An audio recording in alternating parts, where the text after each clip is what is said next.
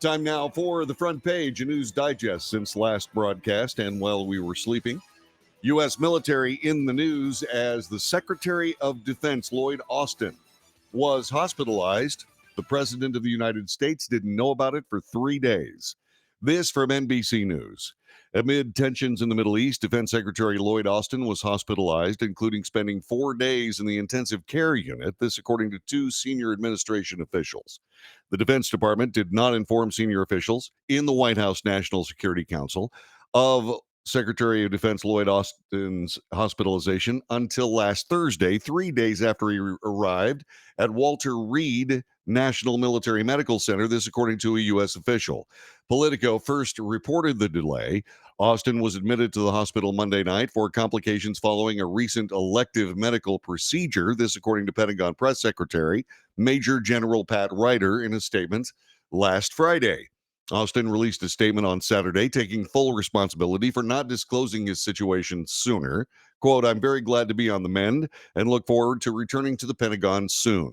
I must also understand the media concerns about transparency. I recognize I could have done a better job ensuring the public was appropriately informed. I commit to doing better.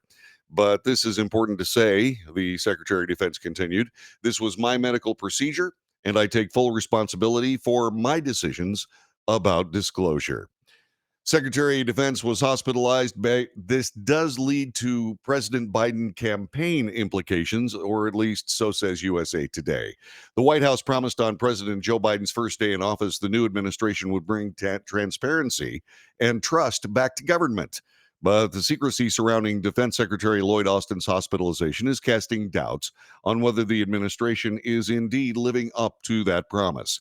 Austin was hospitalized January 1st for what the Pentagon described as complications following an elective medical procedure, but the Defense Department did not alert the White House about the condition until Thursday, 3 days after he was admitted. Neither the Pentagon nor Austin provided any details about why he was in the hospital or what medical procedure he underwent.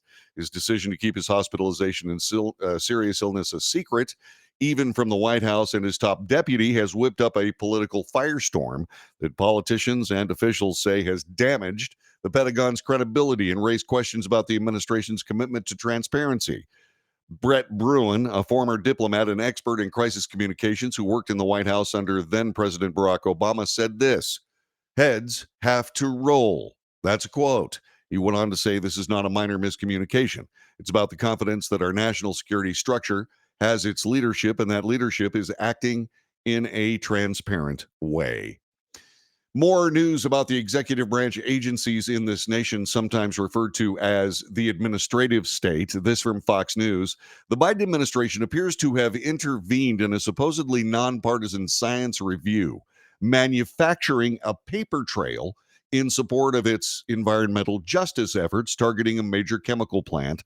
This, according to court filings reviewed by Fox News.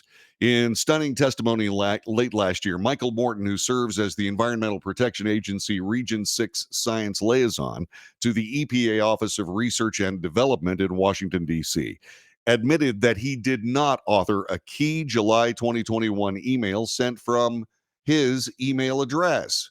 The email called off a scientific review of health risks associated with chloroprene emissions, which are at the center of an ongoing federal lawsuit with vast economic implications. Quote, "I didn't write that," unquote, said Morton, telling his lawyers for synthetics manufacturer Denka Performance Elastomer during a deposition in November. "I didn't say that. For that part, I don't know who wrote that," unquote. He added when he was pressed on the email.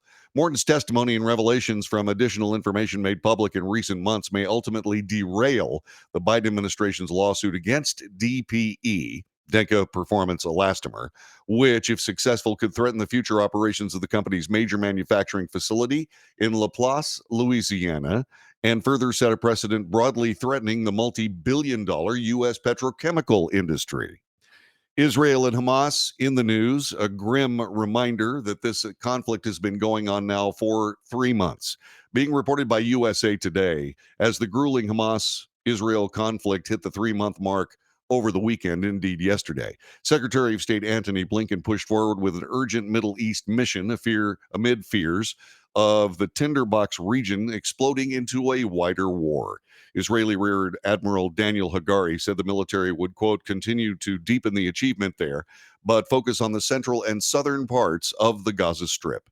The Biden administration has repeatedly implored Israel to limit its offensive in Gaza, launched after the Hamas brutal attack on the Israeli border communities October 7th.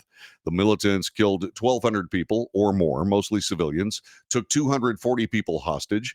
Israel's potent military response left more than 22,000 dead and 58,000 injured, according to Hamas sources. Israeli Prime Minister Benjamin Netanyahu continued to stand firm over the weekend that the war will not end until Hamas is crushed and the hostages are returned. Also, last week, in response to the October 7th Hamas massacre, this being reported by USA Today, Israel promised a repeat of the covert Wrath of God assassination campaign launched after the deadly Palestinian terrorist attack on Israeli athletes at the 1972 Munich Olympics.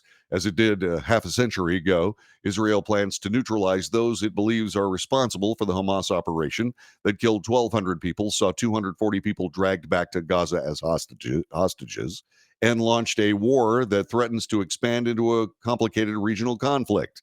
The Mossad is committed to settling accounts with the murderers behind October 7th, said David Barnea, the chief of Israel's Mossad intelligence network. President Trump is still arguing and having basically a food fight with New York Attorney General Letitia James, because now Letitia James has urged the judge to fine Trump $370 million. This from Fox News.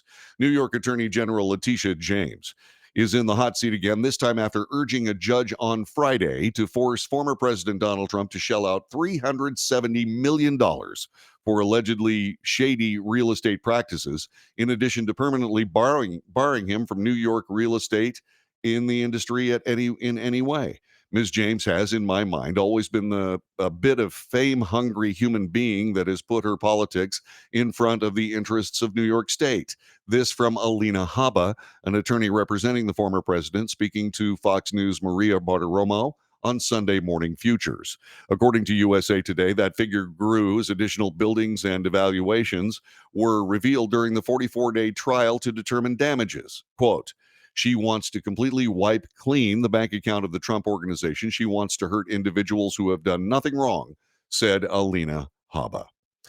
President Trump, for his part, on the campaign trail in Iowa, has talked about the third anniversary of the January 6th Capitol riot, shrugging off the event as, quote, patriotic and peaceful, then attacking the lead prosecutor, bringing charges against him and the congressional committee that investigated the insurrection.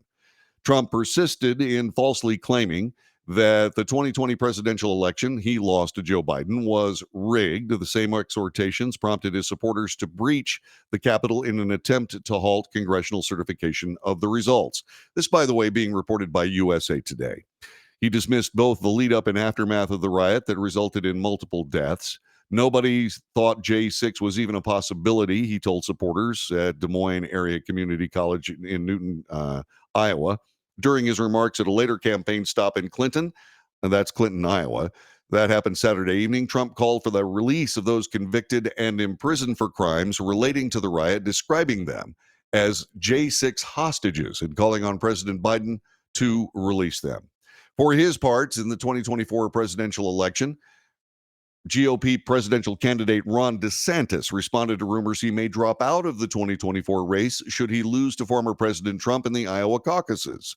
Here's what he had to say. These rumors are categorically false, a lie, totally made up. The Florida governor added that he believes the rumor was created to get people to not show up and vote. A December poll from NBC News Des Moines Register Mediacom found that Trump holds a commanding lead with 51% of likely Republican caucus goers, saying their first choice is the former 45th president. DeSantis was in second place at 19%, followed by Nikki Haley at 16%. Vivek Ramaswamy and Chris Christie were in single digits at 5% and 4%, respectively. Out of aviation news, the missing part of the Alaska Airlines 737 MAX airplane has been found in Portland, Oregon. This from CNN.